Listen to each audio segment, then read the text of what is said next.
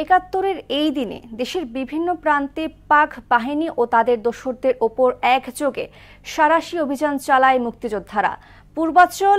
পূর্বাঞ্চল, উত্তর ও দক্ষিণ সব ফ্রন্টেই ভাঙতে থাকে পাকিস্তানি প্রতিরক্ষা ব্যবস্থা। চতুর্মুখী আক্রমণে নরসিংদীর ঘোড়াশালে নিহত হয় ২৭ পাকিস্তানি সেনা। চট্টগ্রামের গুরুত্বপূর্ণ কয়েকটি পয়েন্টে মুক্তিবাহিনীর আঘাতে দখলদার বাহিনী পিছু হটতে বাধ্য হয় একাত্তরের দোসররা। ডিসেম্বরের কথা জানাচ্ছেন রাজীব আহমেদ। মুক্তিযোদ্ধাদের গেরিলা অভিযান আর শামুক সমরের যৌথ আঘাতে নাজেহাল হয়ে পড়ে পাকিস্তানি সেনাবাহিনী। ক্রমাগত আঘাতে মনোবলের চরম অবনতিতে পাক বাহিনী কার্যত দিশেহারা হয়ে ঢাকার দিকে পিছু হটতে থাকে। একাত্তরের এই দিনে নরসিংদীর ঘোড়াশালে পাকিস্তানি সেনা ঘাঁটি চারদিক থেকে ঘিরে ফেলে মুক্তিবাহিনী। সেদিন সকাল থেকে সন্ধ্যা অবধি চলা সংঘর্ষে ৭-৮ জন পাক সেনা নিহত হয়। ঘোড়াশালের আকাশে ওড়ে লাল সবুজের পতাকা, প্রতিরোধ থেকে বিজয়ের রূপ নেয় একটি জনপদ।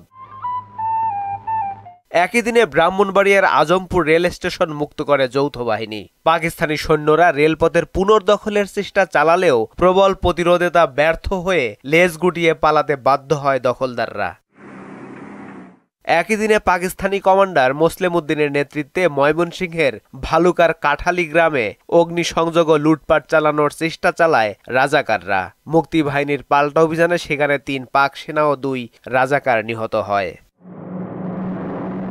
এছাড়া এদিনে চট্টগ্রামের ফটিকছড়ি, রাউজান ও আনোয়ারার বিস্তীর্ণ এলাকা হানাদার মুক্ত হয়। রাজীব আহমেদ, মোহনা সংবাদ।